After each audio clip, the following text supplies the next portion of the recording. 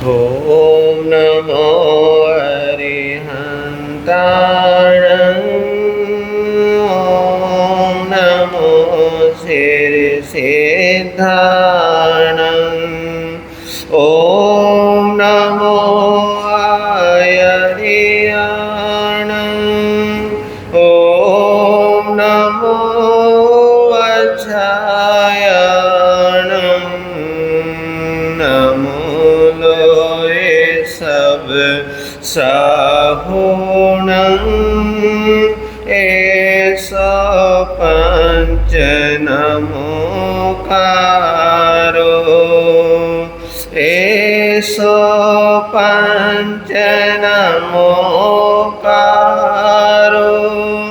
शब्द पावपना सुनो मंगलार्णं च सभेशे परमंगहवै मंगलं मंगलार्णं च सभेशे परमंगहवै मंगलम्। बैठ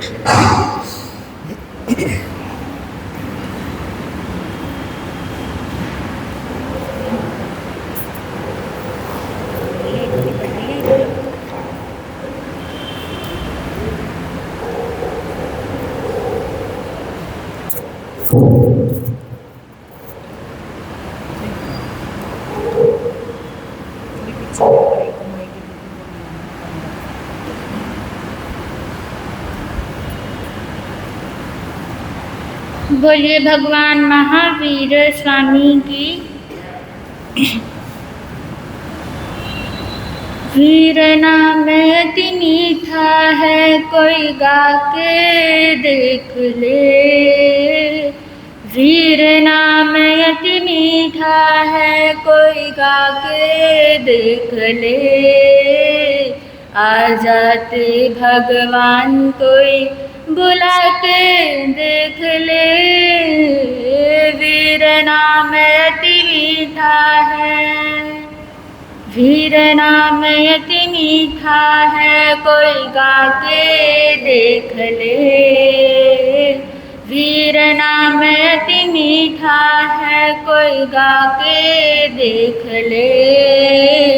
आ जाते भगवान कोई बुला के देख ले। आ जाते भगवान कोई बुला के देख ले।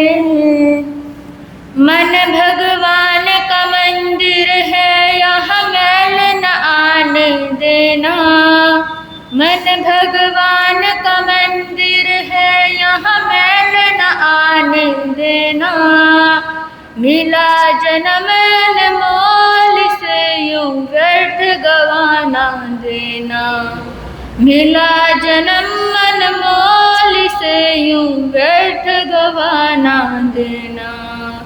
कोई मन मंदिर में ज्योति जगा के देख ले। कोई मन मंदिर में ज्योति जगा के देख ले। आ जाते भगवान बुला के देख ले। वीर नाम अति मीठा है, वीर नाम अति मीठा है, कोई गा के देख ले। वीर नाम अति मीठा है, कोई गा के देख ले। आ जाते भगवान कोई बुला के देख ले। आ जाते भगवान कोई बुला के देख ले।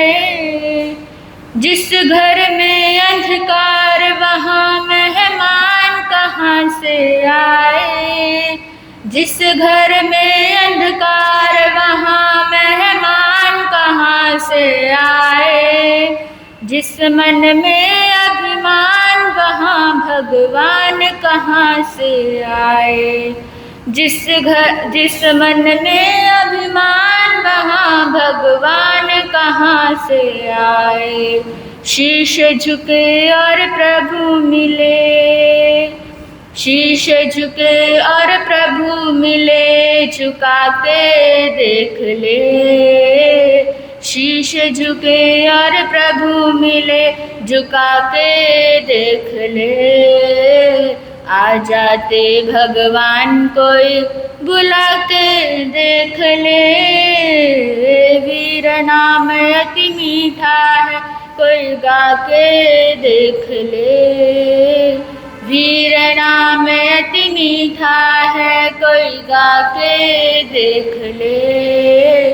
आ जाते भगवान कोई बुला के देख ले। आ जाते भगवान कोई बुला के देख ले। वीर नाम अति मीठा है, कोई गा के देख ले। वीर नाम अति मीठा है, कोई गा के देख ले।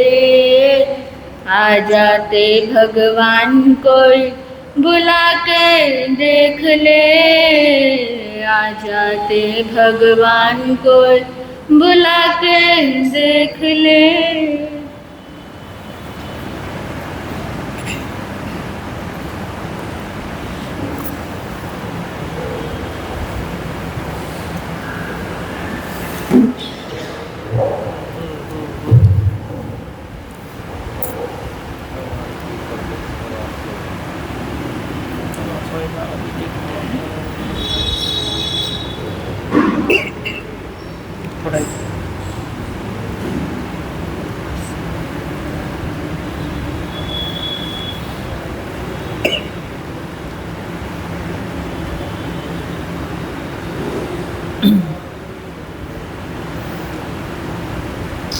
धमो मंगलमुखिठम् अहिंसा संयमो तवो देवागीतं नमस्ते।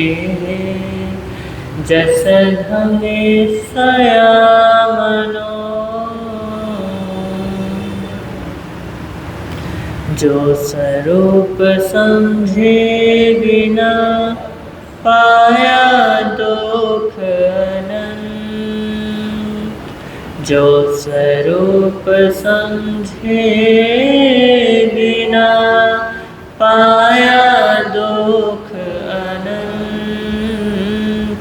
समझाया वह पद नमन श्री सद्गुरु भगवंत। समझाया वह पद नमन श्री सद्गुरु भगवंत। सर्वप्रथम किन्नानम तार्यानम सासनेश प्रभु परमात्मा श्रवण भगवान महावीर स्वामी जी के पावन से चरणों में कोटिशः वंदन, कोटिशः नमन।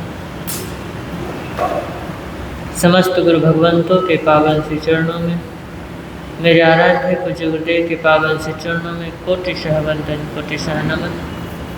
एवं श्री नवनीत मुनि जी तथा साथी परिवार एवं इस प्रातःकालीन धर्म सभा में उपस्थित जिन शासन के उपासकों एवं उपासिकाओं, आप सभी का हार्दिक हार्दिक स्वागत है।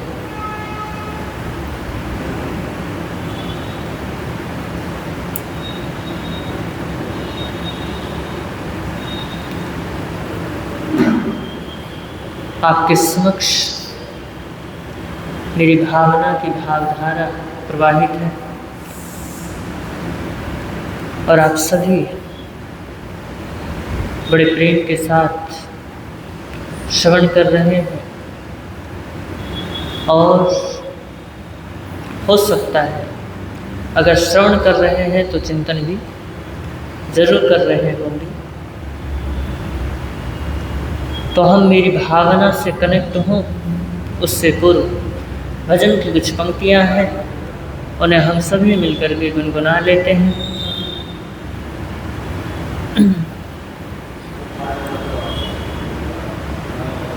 जिंदगी का सफर करने वाले, जिंदगी का सफर करने वाले, अपने मन का दिया तो जला ले। जिंदगी का सफर करने वाले, जिंदगी का सफर करने वाले, अपने मन का दिया तो जला ले। जिंदगी का सफर करने, अपने मन का दिया तो जला ले।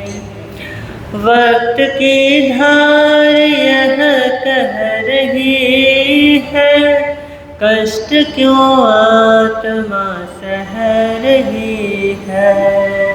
वक्त की धार यह कह रही है, कष्ट क्यों आत्मा सह रही है।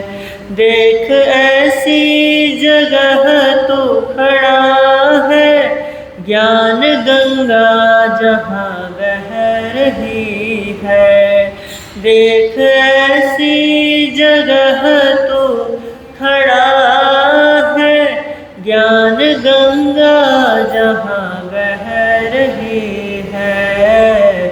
बढ़ के गंगा में डुबकी लगा ले, बढ़ के गंगा में डुबकी लगा ले। अपने मन का दिया तो जला ले। जिंदगी का सफर करने वाले, जिंदगी का सफर करने वाले, अपने मन का दिया तो।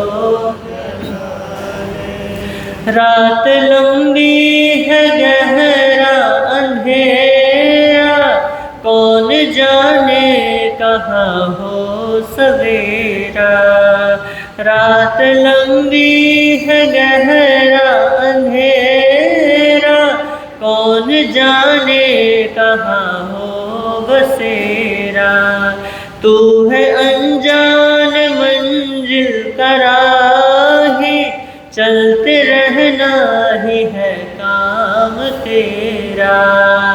तू है अनजान मंजिल का राही, चलते रहना ही है काम तेरा। रोशनी से डगर जगमगा ले, रोशनी से डगर जगमगा ले। अपने मन का दिया तो जला ले। जिंदगी का सफर करने वाले, अपने मन का दिया तो। सोनी सोनी ये मंजिल की राहें, चूमना तेरे कदमों को चाहे। सोनी सोनी ये मंजिल की राहें, चूमना तेरे कदमों को चाहे। गहन वन में कहीं खो न जाना, भटक जाए न तेरी निगाहें। हर कदम सोच कर तो है रखना, हर कदम सोच कर तो उठा ले। अपने मन का दिया तो, अपने मन का दिया तो जला ले। जिंदगी का सफर करने वाले, जिंदगी का सफर करने वाले, अपने मन का दिया तो रोशनी से डगर जगमगा ले, रोशनी से डगर जगमगा ले, अपने मन का दिया तो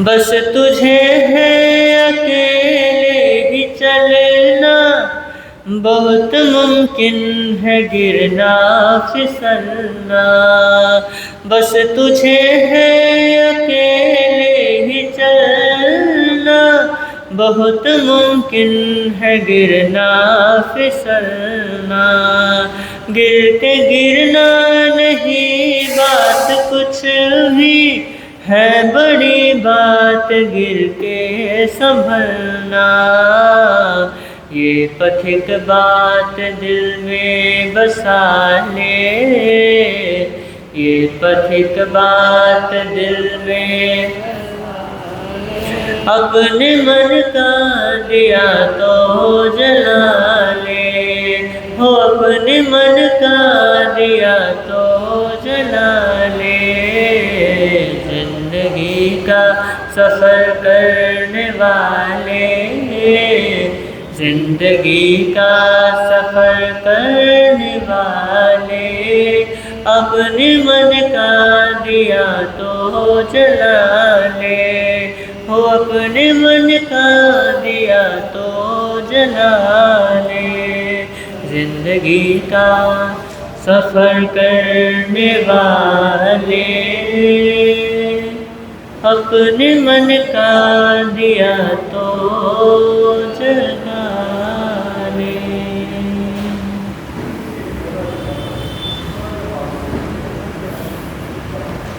कवि के बहुत सुंदर भाव है। जिंदगी का सफर करने वाले, अपने मन का दिया तो जला ले। परमात्मा का संदेश भी यही है कि मन के सहारे तो तुम बहुत जी रहे हो, लेकिन वो जो विवेक की चक्षु है, विवेक की चक्षु है, वो नहीं खुले हैं। वो जो ज्ञान के चक्षु है वो क्या है? वो बंद है।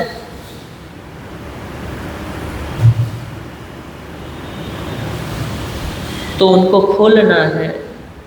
परमात्मा का जोर है कि जाग करके देखो, जाग करके जियो, जाग करके सब कुछ करो, तो कर्मों का बंध नहीं होता है। और जब तुम जागते हो, जब तुम विवेक को जगाते हो,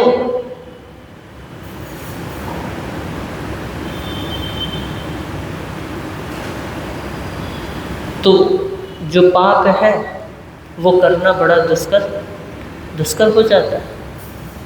जब विवेक की आंखें खुल जाती हैं, जब व्यक्ति जागता है, तो उसको किसकी प्यास जगती है पता है?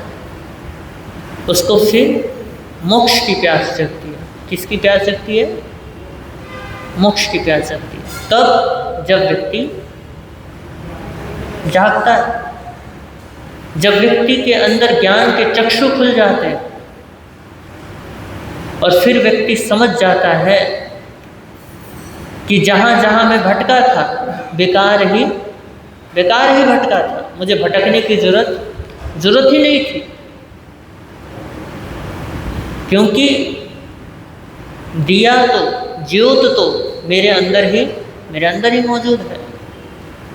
और गौतम बुद्ध ने तो कहा है, अप दीपो भव, मतलब अपने दीपक खुद बनो। दूसरों का दीपक का कुछ पता नहीं, दूसरों की रोशनी का कुछ पता नहीं, कब बुझ जाए और कितनी देर से जला रखा हो वो दीपक, क्या पता अंतिम क्षण हो उस दीपक के बुझने के। इसलिए अपने दीपक स्वयं बनो। मोक्ष तक अगर कोई जाने वाला जीव है तो आप स्वयं है। कोई आपको पकड़ करके ले जाने वाला, अरे तीर्थंकर भी आपको पकड़ के नहीं ले जा सकता, अगर जब तक आपकी इच्छा ना हो। जब तक आपके अंदर वो जिज्ञासा, वो प्यास, वो जागरण ना हो तो तीर्थंकर भी कुछ नहीं कर सकते। तो इसलिए सबसे पहले कहा है कि अंदर विवेक के चक्षु खुलने चाहिए, अंदर ज्ञान क्या होनी चाहिए, ज्ञान का अवतरण होना चाहिए। तब जाकर के व्यक्ति क्या करता है, जिंदगी का सही सफर करता है। तब जाकर के व्यक्ति जिंदगी को सही से जीता है। नहीं तो सब जैसे मरे थे वैसे ही हम भी क्या हो जाएंगे, वैसे हम भी मर जाएंगे। और अंतिम समय में बहुत ही गिल्ट फील करेंगे, बहुत ही बुरा फील करेंगे कि यार जैसे जीना चाहिए था वैसा हम जी नहीं पाए। तो महापुरुष आपको बार बार क्या करते हैं, सावधान करते हैं कि तुम जी सकते हो, अब भी मौका है, फिर बाद में पछताना मत।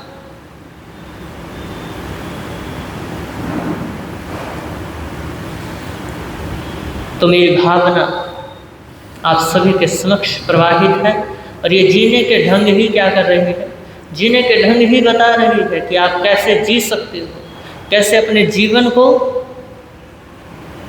मंगलमय बना सकते हो, शिवमय बना सकते हो, कल्याणमय बना सकते हो। तो ये मेरी भावना आप सभी के लिए कल्याणकारी है और ये स्वीकार करो। सिर्फ इसको पढ़ने लायक ही मत समझना, इसको सिर्फ यही मत समझना कि इसको पढ़ लेने मात्र से हमारी क्या हो जाएगी, निर्जरा हो जाएगी या कुछ हो जाएगा। जब तक तुम जियोगे नहीं तब तक कर्मों की निर्जरा भी नहीं होने वाली भैया। तुम जितने प्रवचन सुन रहे हो इससे कोई निर्जरा नहीं हो रही है। जब तक तुम्हारे अंदर ये भावना जग जाए कि मैं ऐसा करूं, मैं ऐसा हो जाऊं, जब तक ये भावना जग रहे हो तो सिर्फ प्रवचन सुनना और सुनना ही है। वीतराग वाणी का अगर आप श्लोक भी पढ़ रहे हो, सूत्र भी पढ़ रहे हो, गाथा भी पढ़ रहे हो, तो सिर्फ पढ़ने मात्र से उससे कोई निर्जरा नहीं हो रही है। कई बार मैं खुद चिंतन करता हूँ, खुद मनन करता हूँ, खुद विचार करता हूँ कि कहते तो हैं कि गाथा मात्र पढ़ने से क्या हो जाता है, कर्मों की निर्जरा हो जाती है, लेकिन ऐसा मुझे नहीं लगता। अगर ऐसा ही है तो बहुत बैठे हैं, ऐसे तो बहुत सारे पापी भी बैठे हैं जो गाथा पढ़ लेंगे, भैया पाप क्या हो जाएगा, पाप मिट जाएगा। और मैंने किसी दार्शनिक की बहुत सुंदर बात पढ़ी थी। उन्होंने कहा कि जब तक धर्म में पाप मिटाने की विधियां हैं तब तक व्यक्ति पाप और ज़्यादा करेगा। क्या करेगा, और ज़्यादा करेगा, और छोटे पाप को मिटाएगा, फिर उससे बड़ा पाप करेगा, फिर उस पाप को मिटाएगा, फिर वापस दूसरा पाप फिर तैयार हो जाएगा। कहते हैं ना कि गंगा के पास जाओ, अंतिम समय में जो गंगा के पास मरता है वो स्वर्ग मिलता है।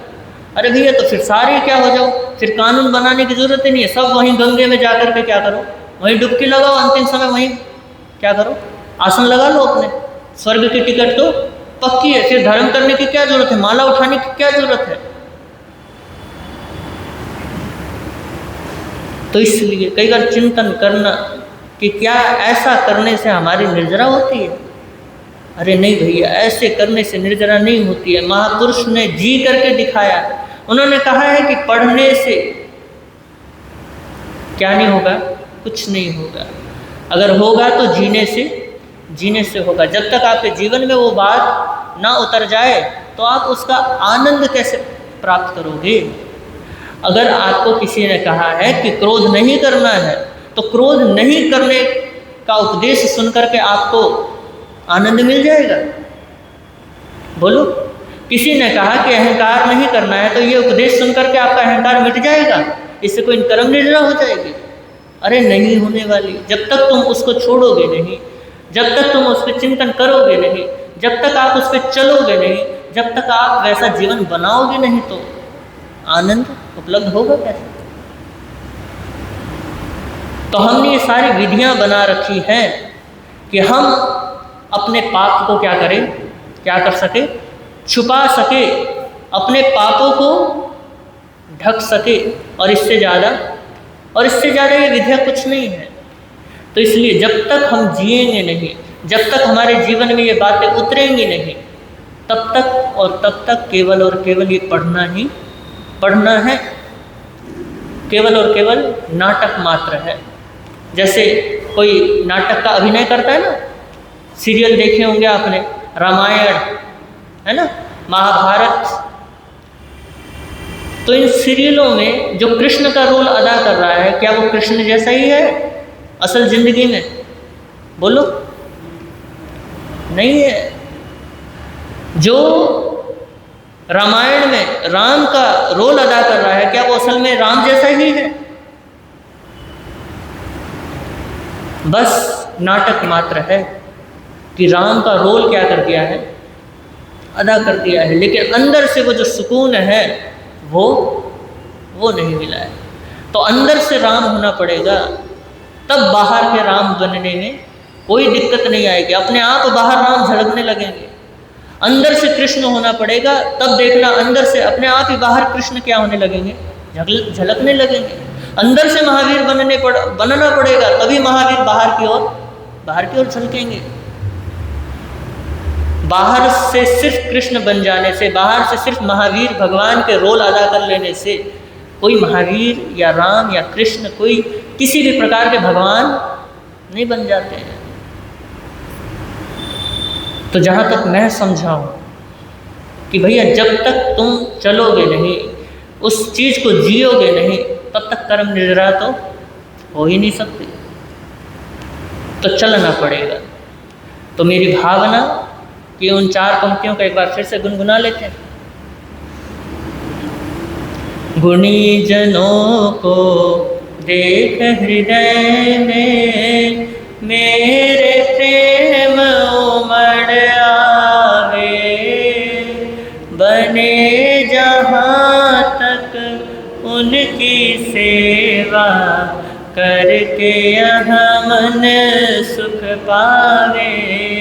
हो नहीं कृत घन कभी मैं, द्रोह न मेरे उर आवे, गुण ग्रहण का भाव रहे नित, दृष्टि न गुण ग्रहण का भाव रहे नित, दृष्टि न दोषों पर जावे।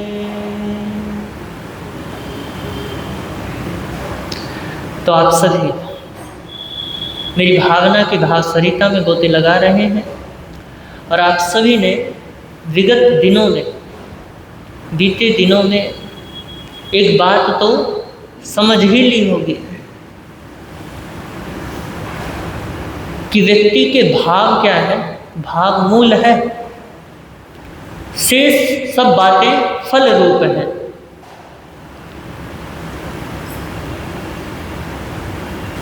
अगर भाव शुद्ध है और उत्कृष्ट है तो महापुरुष कहते हैं कि छोटी छोटी बातें, छोटी छोटी क्रियाएं भी बहुत प्रभावशाली बन जाती है।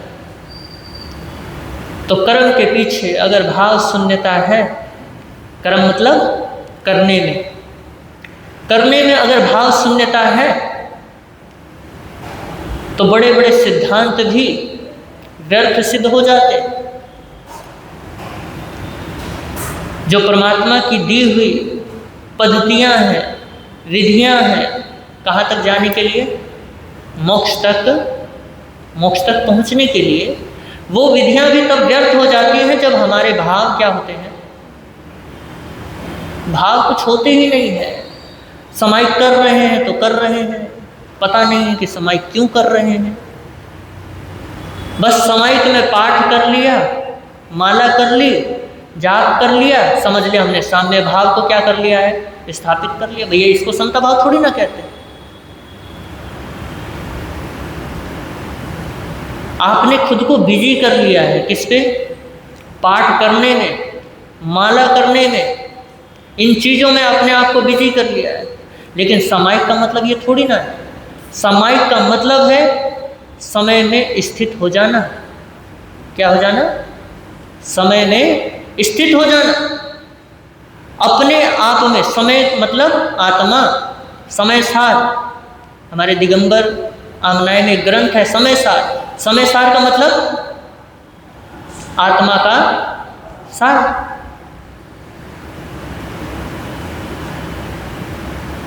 तो आत्मा में स्थित हो जाना, ये क्या है? ये समाहित है। अपने आप में डूब जाना, अपने आप में चले जाना, अपने आप में आ जाना, ये क्या है? ये समाहित है। आप लोग समाहित लेकर के बैठ जाते हो वीतराग वाणी सुनने के लिए, है ना? और वीतराग वाणी सुनते सुनते क्या आपके मन में ये विचार आते हैं कि मैं उस वाणी के जरिए अपने आप को क्या करूं? टटोलूं? नहीं आते होंगे। आप सिर्फ और सिर्फ नॉलेज के लिए, ज्ञान के लिए क्या होते हो? यहाँ पे बैठते हो। अधिकतर ये इसीलिए बैठते हैं कि कुछ जानकारियाँ क्या हो जाए, कुछ जानकारियाँ इकट्ठी हो जाए, और उस जानकारी के माध्यम से, उस ज्ञान के माध्यम से फिर आप अपने आप को ज्ञानी क्या मानते हो? फिर आप उस ज्ञान के माध्यम से, उस नॉलेज के माध्यम से फिर अपने आप को ज्ञानी समझते हो। फिर आप दूसरों को समझाते हो कि अरे भैया तू क्या जानता है, मैं जानता हूँ कि क्या करना क्या नहीं करना है। होता ही नहीं होता है, ऐसा होता है। और समय का फल ये थोड़ी ना है कि आपके अंदर ये अहंकार आ जाए कि मैं क्या हूँ, मैं ज्ञानी हूँ और मैं सब कुछ जानता हूँ। परमात्मा का अनेकांतवाद है। अनेकांतवाद का मतलब मुझे नहीं पता। वहां पे ये बात नहीं कही जाती कि मुझे सब कुछ पता है। वहां पे ये बात नहीं कही जाती। अगर जिसने ये बात कही है तो वो अनेकांतवाद हो ही नहीं सकता। सर्वज्ञ होते हुए भी अनेकांतवाद का वर्णन करते हैं। एकांतवाद बोलो, वो तो सर्वज्ञ है, चाहे तो एकांतवाद भी कह सकते हैं कि यही सत्य है। ही का तो प्रयोग परमात्मा ने भी नहीं किया है। तो हम ही शब्द का प्रयोग क्यों करते हैं? निश्चय में क्यों चले जाते हैं कि ऐसा ही है, ऐसा भी हो सकता है। भी तो आता ही नहीं है, स्यादवाद तो आता नहीं है। परमात्मा की वाणी भी स्यादवाद है और हमारी वाणी एकांतवादी। कहाँ चले गए हम? और जब समझ आ जाए कि अनेकांतवाद क्या है तो वहां पे ये भी नहीं कह सकते आप कि मुझे कुछ पता नहीं, समझ आया या नहीं आया, पता नहीं। बस इतना भाव आपके भीतर होना चाहिए। और जो व्यक्ति इतना भाव लेकर के चलता है तो मुझे समझ है, मुझे पता है, वो कुछ ना कुछ जरूर पा लेगा। और जो पहले ही सब कुछ जानता है और समझाने के बाद बोलता है कि नहीं मुझे कुछ पता भी नहीं। अरे तुम्हारी औकात ही नहीं कि तुम कहो कि मुझे सब कुछ पता है, और तुम्हारी ये भी औकात नहीं कि तुम ये कहो कि मुझे कुछ भी पता नहीं है। बस पता नहीं है, इतना क्या होना चाहिए, इतने भाव होने चाहिए, तो व्यक्ति कुछ ना कुछ पा लेता है। तो हमारी चर्चा क्या चल रही थी कि यदि हमारे कर्म में भी भाव शून्यता है तो क्या बताया मैंने, बड़े बड़े सिद्धांत भी व्यर्थ हो जाते हैं। इसलिए आप जो भी करें, और ये सिर्फ मैं ही नहीं कह रहा, ये महापुरुषों का कहना है। ये परमात्मा महावीर की वाणी है कि वो कह रहे हैं कि जो भी करो भाव से करो, बिना भाव के कुछ मत करो। अगर तुम दान भी कर रहे हो, तुम सील भी पाल रहे हो, तुम तप भी कर रहे हो, तुम कोई क्रिया भी कर रहे हो, कोई तुम कर्म भी कर रहे हो, तो उसके साथ तुम्हारे शुभतम भाव होने चाहिए। अगर तुम्हारे भाव ही नहीं है तो उसका तो कोई कोई उसका फल ही नहीं है, कोई उसका अर्थ ही नहीं है, निरर्थक है, किसी अर्थ का नहीं है। तो सरसता और सुंदरता किसी कार्य में, वस्तु में या किसी व्यक्ति में नहीं रहती है। वो कहाँ निवास करती है सरसता और सुंदरता? व्यक्ति के भावों में। व्यक्ति के भाव यदि सुंदर है, भाव यदि शुभ है, तो व्यक्ति सुंदर है, सरस है, सरल है, ऋजु है और पवित्रतम है। तो एक उदाहरण से समझिए आप, जैसे एक चित्रकार है, वो चित्र बनाता है और चित्र बनाते वक्त उस चित्र के साथ अपनी आत्मा को नहीं जोड़ता है, उस चित्र के साथ अपने भावों को एक लय नहीं करता है, तो वो चित्र तो जरूर बन जाता है, लेकिन उसमें जो क्या बोलते हैं, जीवंतता नहीं होती है। उसमें कोई प्राण नहीं होते हैं, उसमें कोई सौंदर्यता नहीं होती है। क्यों नहीं होती है? कारण क्या है? कारण स्पष्ट है, और वो क्या है कि उसके भाव उस चित्र के साथ नहीं जुड़े हुए थे। हाँ, तुलिका समझ गए ना, वो पेंटिंग बनाने वाली। हाँ, उसने जरूर क्या कर दिया है, उसने पेंटिंग जरूर बना दी है, लेकिन उसके अंदर प्राण क्या नहीं है? अभी प्राण नहीं है। कहते हैं ना, कई बार कुछ चित्र को ऐसा देखते हो आप तो ऐसा लगता है कि इस बंदे ने तो पूरा प्राण क्या कर दिया, इस चित्र पे प्राण ही उतार दिए। तो उसने वो जो प्राण उतारे हैं, वो बड़े भाव से उसने क्या किए हैं, अपनी आत्मा के साथ मिल करके बनाया है। उसने अपनी आत्मा में डूब करके बनाया है। उसने कोई व्यक्ति किसी चीज में ज़्यादा डूबा होता है तो उसको चित्र बनाने में भी कोई आसानी नहीं, कोई बड़ी बात नहीं होती। आसानी से पेंसिल घूम जाए, तुलिका घूम जाए, चित्र वहीं पे बन के तैयार हो जाती है। और जो व्यक्ति जितने भावों में डूबा होता है, गीत भी उतने ही भावों से निकल करके अंदर से आते हैं। हम जो आचार्यों के इतने स्तोत्र पढ़ते हैं, जिन आचार्यों ने रचे हैं, भक्तांबर स्तोत्र पढ़ लो, कल्याण मंदिर स्तोत्र पढ़ लो, वसागरम स्तोत्र पढ़ लो, अरे कौन से स्तोत्र पढ़ लो, कोई से भी पढ़ लो।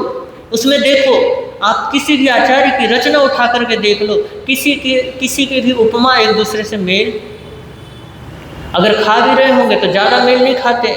सबने अपने अपने उपमाएं अलग अलग तरीके से दी हैं, और सोच नहीं सकते कि इतनी उपमाएं भी होती है परमात्मा की।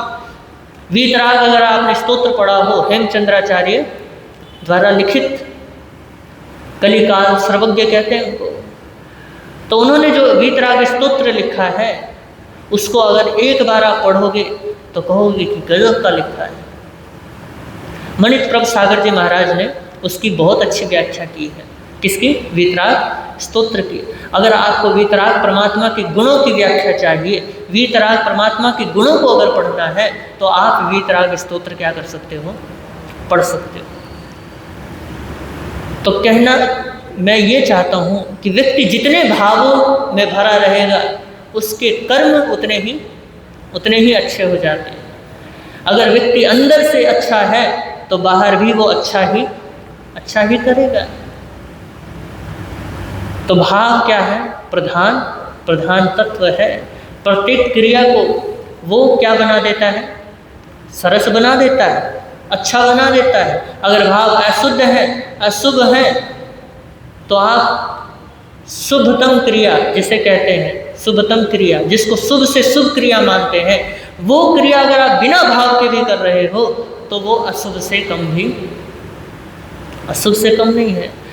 वो बल्कि उसको पापमय बना देते हैं। अरे 14 पूर्व का ज्ञान, क्या बोलते हैं, 14 पूर्व का ज्ञान अगर उसमें शंका भी आ गई तो वो क्या हो जाती है? 14 पूर्वी को भी शंका हो जाती है और वो भी विपरीत ज्ञान बन जाता है। क्या उसमें कोई अलग बात जुड़ गई जिससे वो विपरीत ज्ञान बन गया? अरे उसमें भाव एकदम से क्या हुए हैं? एकदम से गिरे हैं। एकदम से उसमें शंका आई है, इस वजह से वो 14 पूर्व का ज्ञान भी विपरीत ज्ञान, बोलो पढ़ा है ना आपने कि 14 पूर्व का ज्ञान भी विपरीत ज्ञान बन जाता है। 14 पूर्वी भी नरक तक जाता है, जाता है नहीं जाता है? क्यों चला जाता है? बोलो, भाव से ही चला जाता है। तो परमात्मा का सबसे ज्यादा जोर किस पे है?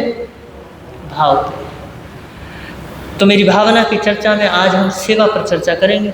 कल आपने सुना था, गुणी जनों को देख हृदय में मेरे प्रेम उमड़ा आ गए। अब अगली पंक्ति कौन सी है?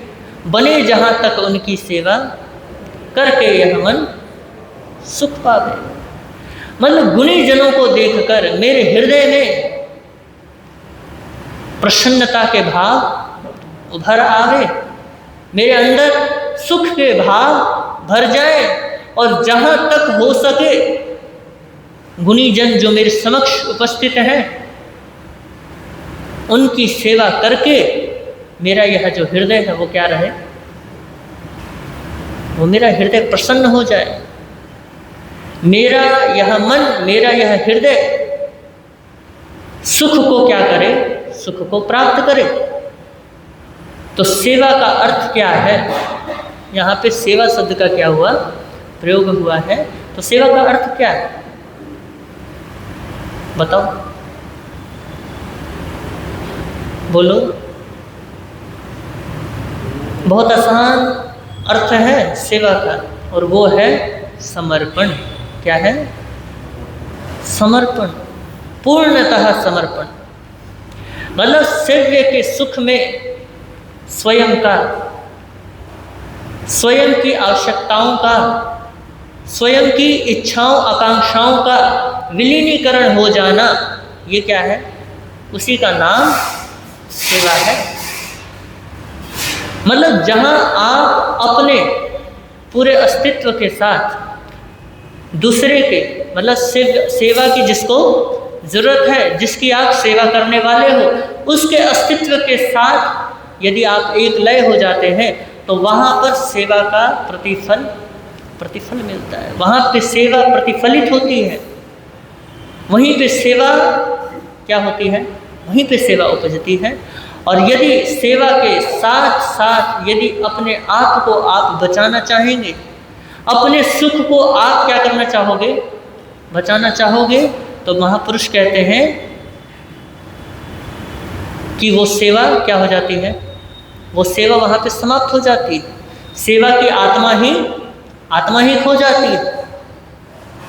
अगर आप अपने सुख को बचाओगे तो केवल और केवल आपका सुख बचेगा, सेव्य का सुख नहीं बचेगा। तो महापुरुष कहना चाहते हैं, और रामचरितमानस में बड़ा सुंदर कहा है तुलसी जी ने, आगम निगम प्रसिद्ध पुराना, सेवा धर्म कठिन जगु जाना। मतलब आगम निगम शास्त्र जितने भी क्या है हमारे शास्त्र हैं, उन शास्त्रों ने एक रूप से सेवा की क्या की गई है? एक रूप से, एक स्वर में सेवा की महिमा गाई है।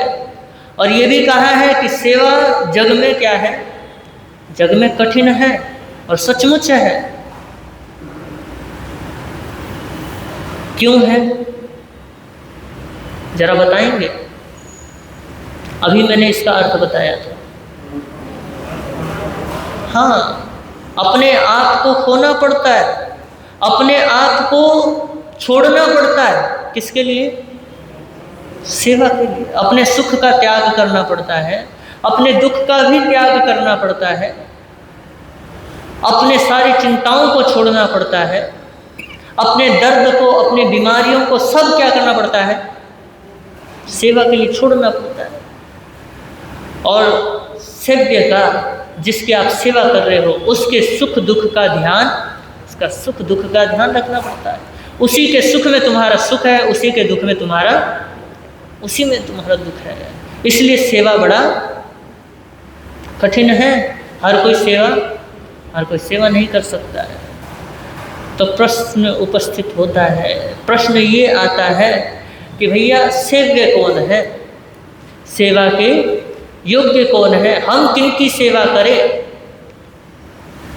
तो इसका उत्तर केवल और केवल इतना ही है। महापुरुष इसका उत्तर इतना ही देते हैं कि जहाँ भी तुम्हें लगे कि यहाँ पे सेवा की आवश्यकता है, वहाँ पे क्या दो, वहाँ पे तुम सेवा दो। लेकिन फिर भी क्रमबद्धता के रूप में यदि देखें, प्राथमिक दृष्टि से देखें, तो महापुरुषों ने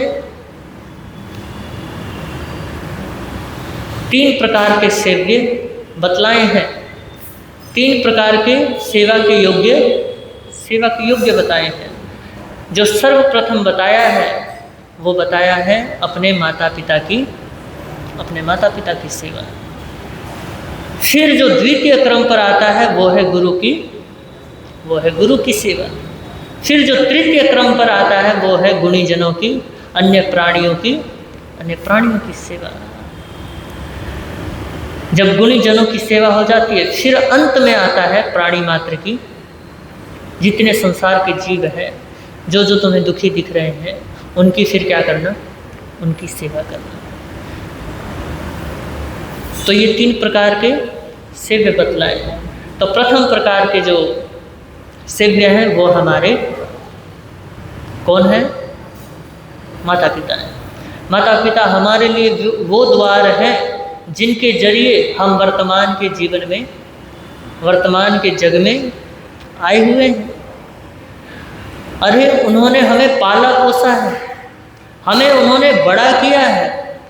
उन्होंने अपने सुख दुख को त्याग करके, अपने सुख दुख को विसार करके हमें क्या किया है? हमें बड़ा किया है, हमें इस योग्य बना दिया है, हमें इतना बड़ा बना दिया है।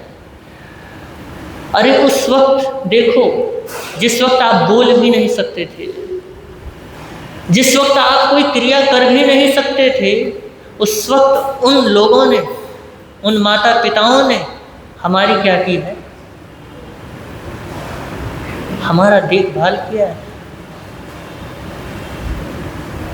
और उसके बाद छोटे से लेकर के बड़े तक क्या किया? हमें चलने योग्य बना दिया, हमें बोलने योग्य बना दिया, हमें संसार में जीने योग्य बना दिया। हमें विचार, हमें विकास क्या दिया है? विकास दिया है।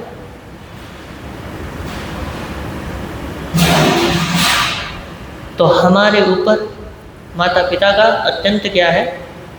अत्यंत उपकार है। इनका उपकार कभी भूलना नहीं चाहिए।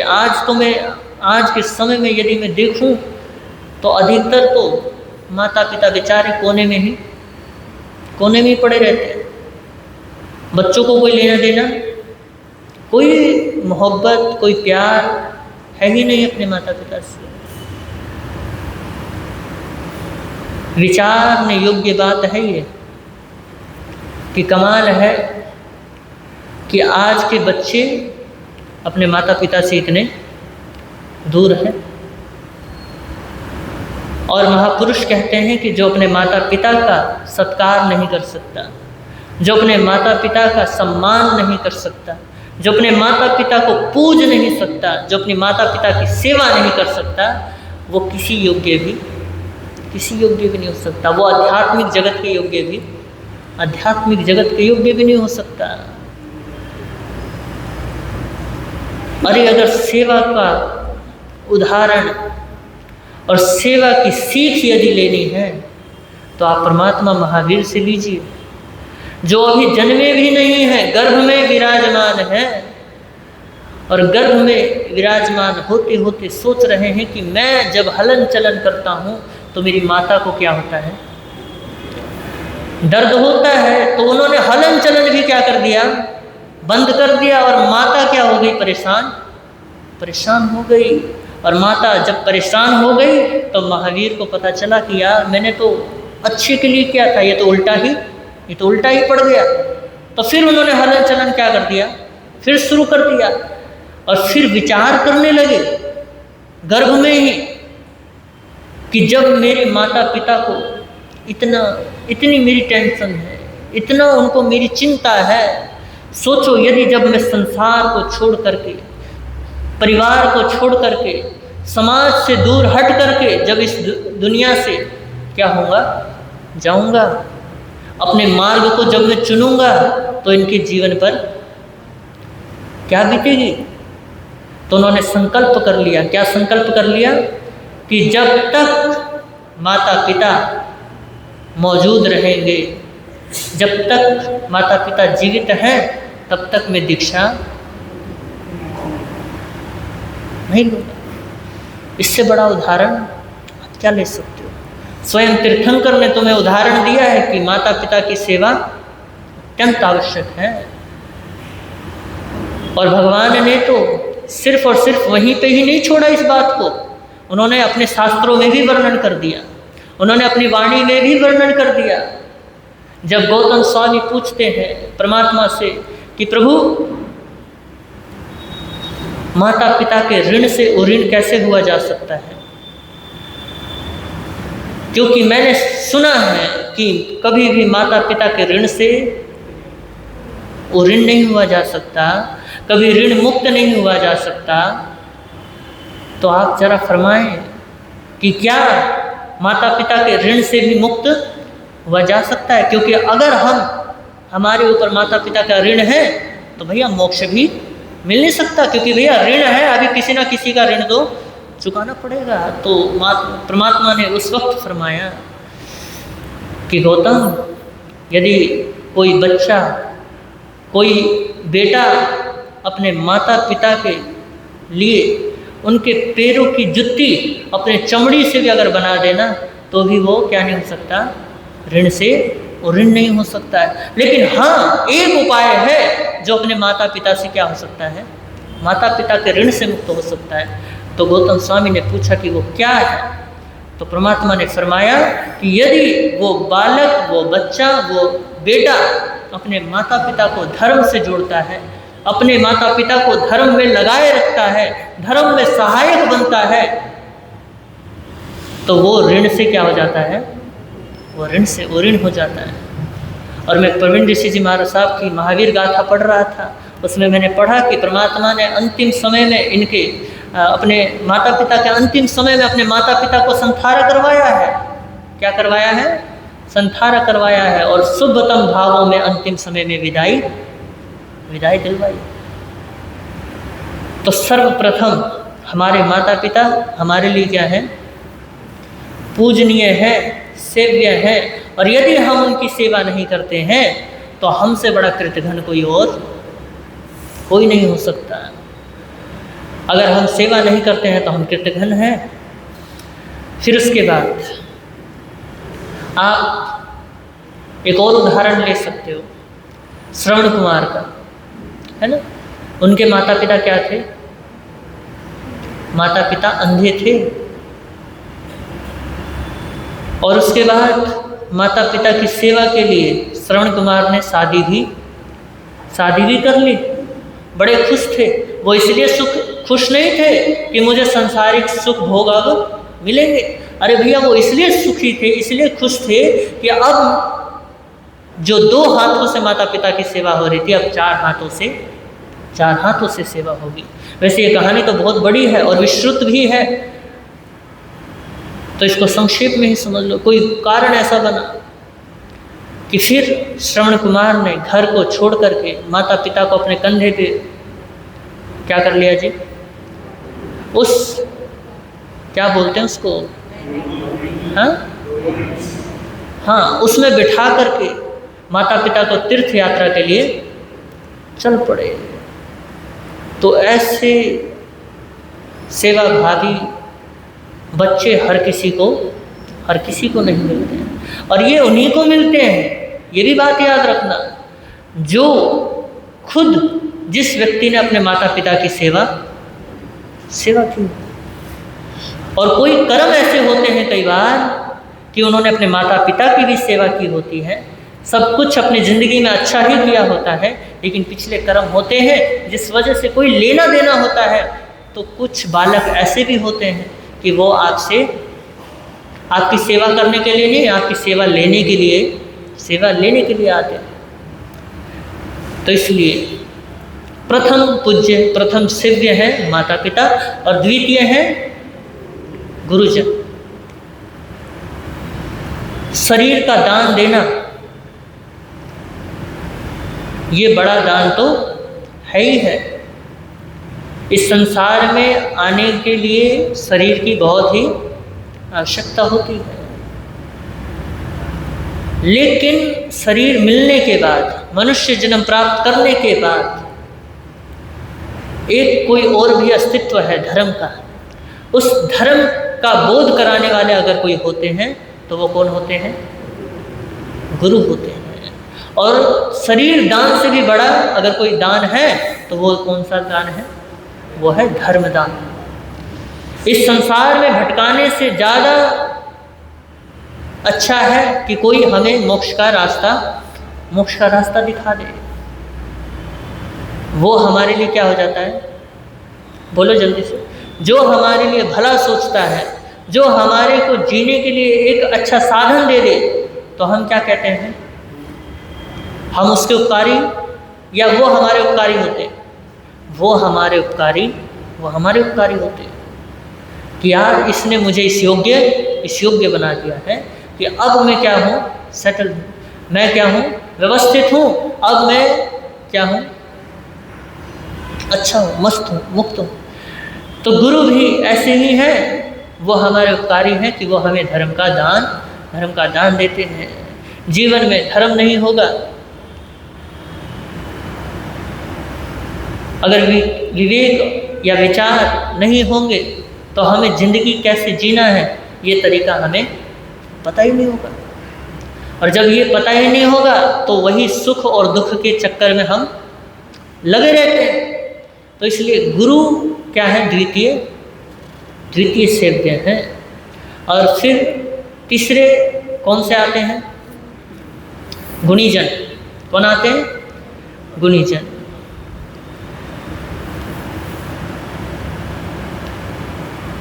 तो समय तो हो गया है और जाग भी होना है।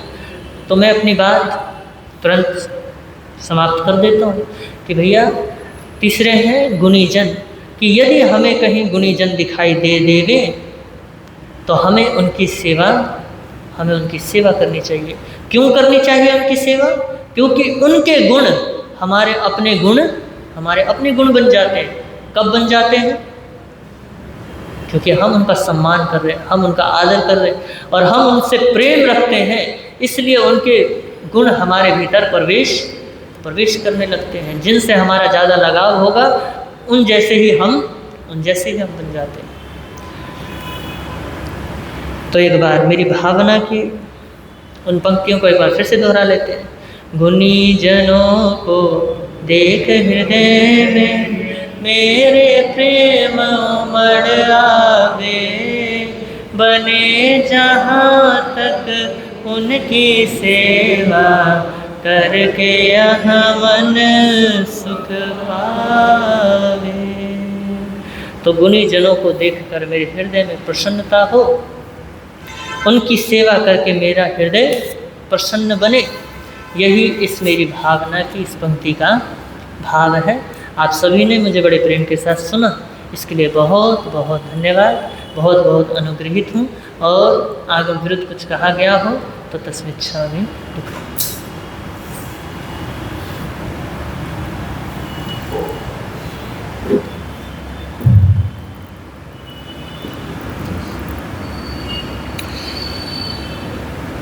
बोलिए 2400 भगवान की। प्यार से गाइए, श्रद्धा के साथ उच्चारण कीजिए। ये 65 जाप आप सभी के लिए आनंदमय रहे, सुखमय रहे और इन्हीं भावनाओं के साथ कि सभी का मंगल हो, सभी का भला हो।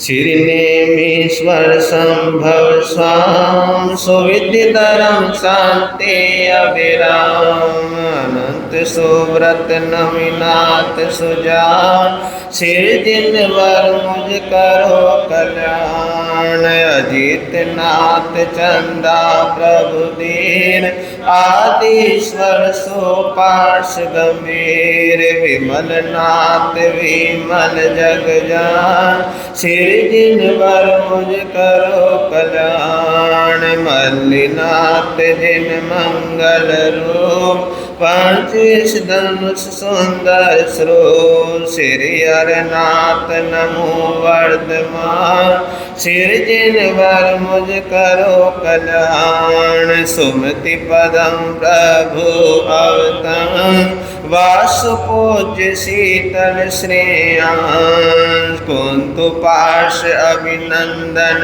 भान सिर जिनवर मुझ करो कल्याण इन पर जिनवर संहारिए दुख दरिद्र विघ्न निवारिए 25 से 65 परमाण सिर जिनवर मुझ करो कल्याण भणता दुख नावे कदा जो निज पासे राखे सदा धरिए पंच तनु मन ध्यान सिर जिनवर मुझ करो कल्याण सिर जिनवर नामे वांछित मिले मन वांछित सौ आशा फले धर्म सिंह मुनि नाम निधान सिर जिनवर मुझ करो कल्याण सिर नेमीश्वर संभव स्वाम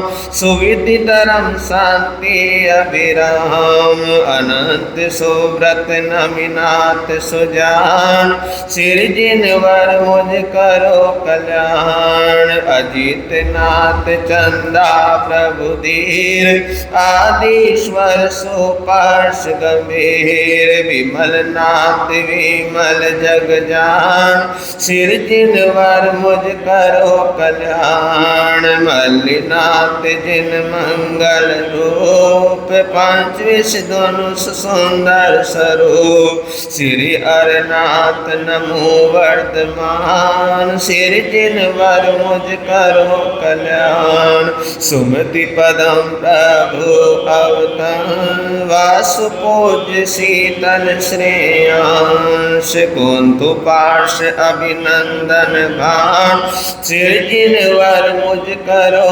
कल्याण इन पर जिनवर संभारिए दुख दरिद्र विघ्न निवारिए 25 से 65 परमाण सिर जिनवर मुझ करो कल्याण इन भणता दुख नावे कदा जो निज पासे राखे सदा धरिए पंच तनु मन ध्यान सिर जिनवर मुझ करो कल्याण सिर जिनवर नामे वांछित मिले मन वांछित सौ आशा फले धर्म सिंह मुनि नाम निधान सिर जिनवर मुझ करो कल्याण सिर नेमीश्वर संभव स्वाम सुविदितरम शांति अभिराम अनंत सुव्रत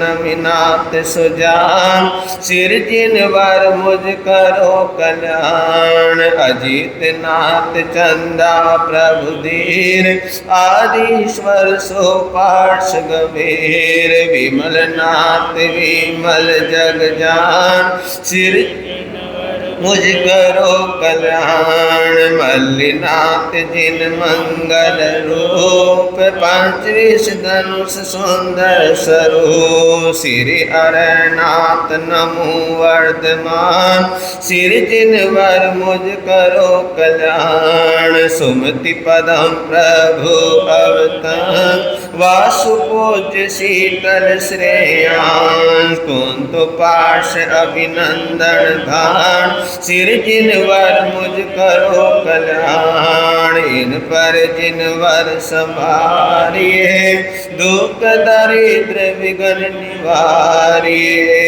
25 से 65 परमान सिर जिनवर मुझ करो कल्याण इन भणता दुख नावे कदा जो निज पासे राखे सदा धरिए पंच तनु मन ध्यान सिर जिनवर मुझ करो कल्याण सिर जिनवर नामे वांछित मिले मन वांछित सो आशा फले धर्म सिंह मुनि नाम निधान सिर जिनवर मुझ करो कल्याण सिर नेमीश्वर संभव स्वाम सुविधि धर्म शांति अभिराम अनंत सुव्रत नविनाथ सुजान सिर जिनवर मुझ करो कल्याण अजित नाथ चंदा प्रभु धीर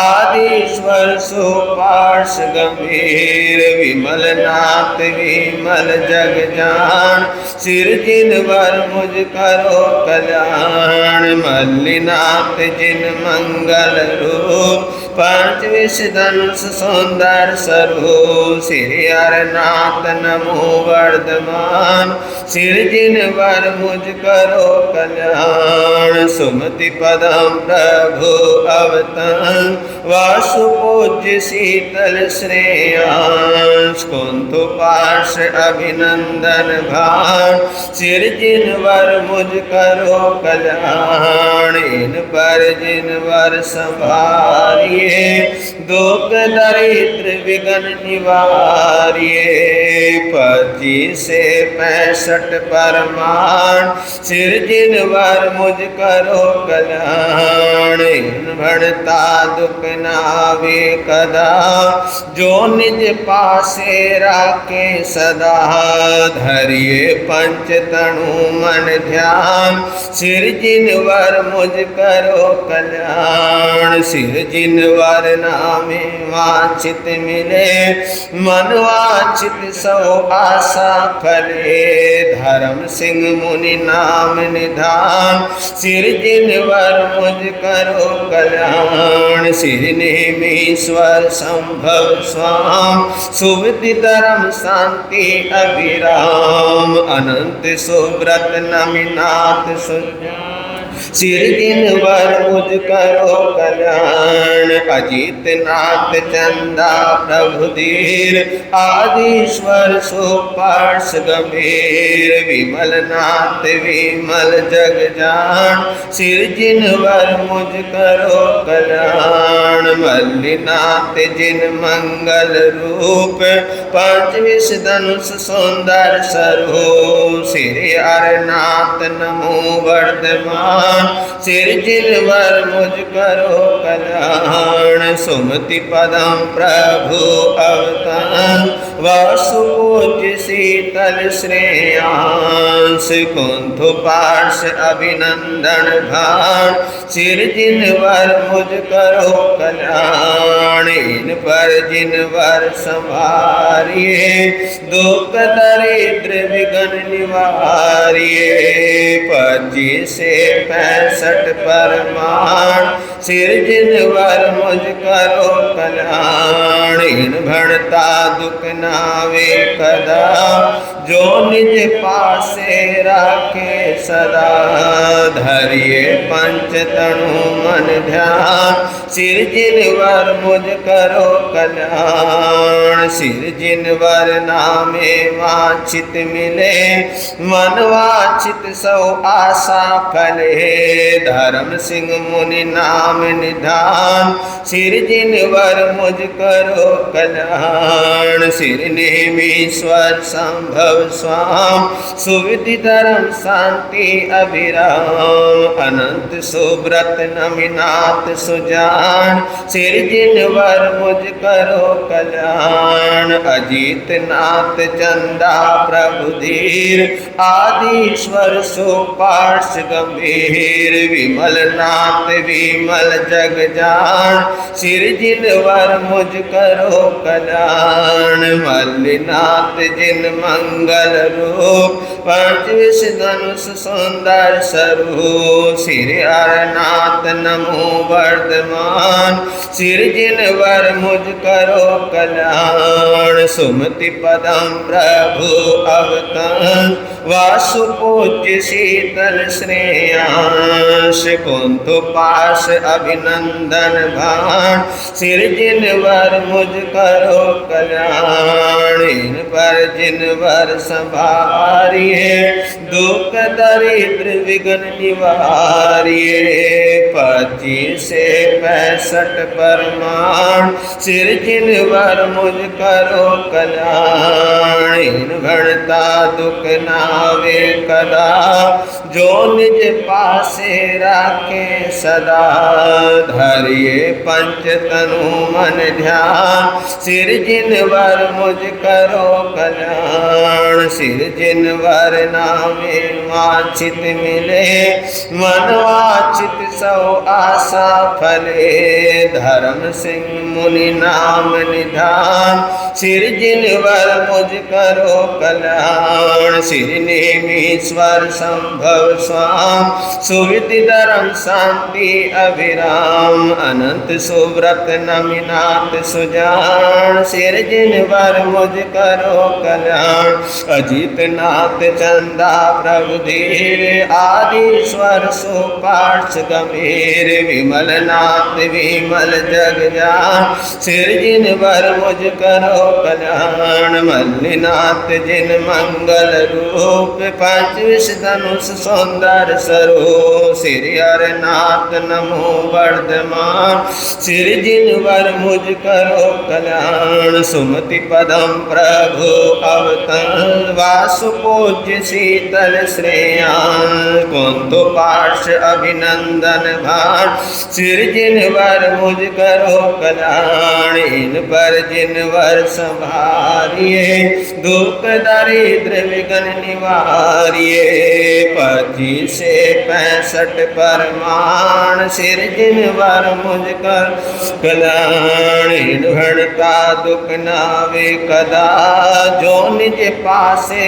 राखे सदा, धरिए पंच तनु मन ध्यान, सिर जिनवर मुझ करो कल्याण। सिर जिनवर नामे वांछित मिले, मन वांछित सौ आशा फले, धर्म सिंह मुनि नाम निध, सिर जिनवर मुझ करो कल्याण। सिर नेमीश्वर संभव स्वाम, सुविधि धर्म शांति अभिराम, अनंत सुव्रत नमिनाथ सुजान, सिर जिनवर मुझ करो कल्याण। अजित नाथ चंदा प्रभु धीर, आदिश्वर सुपार्श गंभीर, विमल नाथ विमल जग जान, सिर जिनवर मुझ करो कल्याण। मल्लिनाथ जिन मंगल रूप, पंचविश धनुष सुंदर स्वरूप, श्री हरनाथ नमो वर्धमान, सिर जिनवर मुझ करो कल्याण। सुमति पदम प्रभु अवतन, वासु पूज्य शीतल श्रेयांश, कुंतु पार्श अभिनंदन भान, सिर जिनवर मुझ करो कल्याण। इन पर जिनवर संभारिए, दुख दरिद्र विघ्न निवारिए, 25 से 65 परमाण, सिर जिनवर मुझ करो कल्याण। इन भरता दुख नावे कदा, जो निज पासे राखे सदा, धरिए पंच तनु मन ध्यान, सिर जिनवर मुझ करो कल्याण। सिर जिनवर नामे वांछित मिले, मन वांछित सौ आशा फले, धर्म सिंह मुनि नाम निधान, सिर जिनवर मुझ करो कल्याण। सिर नेमीश्वर संभव स्वाम, धाम सुविधि धर्म शांति अभिराम अनंत सुव्रत नमिनाथ सुजान सिरजिन वर मुझ करो कल्याण अजीत नाथ चंदा प्रभु धीर आदिश्वर सुपार्श गंभीर विमल नाथ विमल जग जान सिरजिन वर मुझ करो कल्याण मल्लिनाथ जिन मंगल रूप पंच विष धनुष सुंदर स्वरूप श्री हरनाथ नमो वर्त श्री दिन भर मुझ करो कल्याण सुमति पदम प्रभु अवतल वासु पूज्य शीतल श्रेयान कुंतु पार्श अभिनंदन भान सिर जिन वर मुझ करो कल्याण इन पर जिन वर संवारिये दुख दारिद्र विघ्न निवारिये 25 से 65 परमाण सिर जिन वर मुझ करो कल्याण भणता दुख नावे कदा जो निज पासे राखे सदा धरिए पंच तनु मन ध्यान सिर जिन वर मुझ करो कल्याण सिर जिन वर नामे वांछित मिले मन वांछित सो आशा फले धर्म सिंह मुनि नाम निधान सिर जिन वर मुझ करो कल्याण धर्म सिंह मुनि नाम निधान सिर जिन वर मुझ करो कल्याण बोली 24 भगवान की। नंबर 14 नंबर कार्ड के पीछे लिखा होगा 14 नंबर है किसी का? हाँ उधर आओ जी मंत्री जी देव जी। अच्छा 21 नंबर भगवान महावीर स्वामी की दिगंबराचार्य संत रतन मुनि श्री विद्यासागर जी महाराज की मंदिर मार्गी आचार्य पद्म भूषण पूज्य श्री रतन सुंदर सुरेश्वर जी महाराज की स्थानक वासी आचार्य सम्राट ध्यान योगी पूज्य श्री शिव मुनि जी महाराज की तेरा पंथ आचार्य महातपस्वी पूज्य श्री महाशरमण जी महाराज की दुनिया के सभी महापुरुषों की जैन धर्म की विश्व धर्म की नमो अरिहंतान नमो सिद्धान नमो आर्यन नमो झन नमो लय सब सौनन ऐसो पंच नमो कारो सब पापनाशनो मंगलानंचे सब सिंह पड़ मंग हवे मंगलम श्री चतारी मंगलम अरिहंता मंगलम सिद्धा मंगलम साहु मंगलम केली पणतो धमो मंगलम चतारी लोकतमा अरिहंता लोकतमा सिद्धा लोकतमा साहु लोकतमा केली पणतो धमो लोकतमा चतारी शरणम पहुँच जामि अरिहंते शरणम पहुँच जामि सिद्धे शरणम पहुँच जामि साहु शरणम पहुँच जामि केली पणतं धम्मं शरणम पहुँच जामि अरिहंता जी का शरणा सिद्धा जी का शरणा साधु जी का शरणा केवली पणतो दया धर्म का शरणा ये चार शरण दुख हरण जगत में और न शरण कोई होगा जो भव प्राणी करे आचरण उसका अजर अमर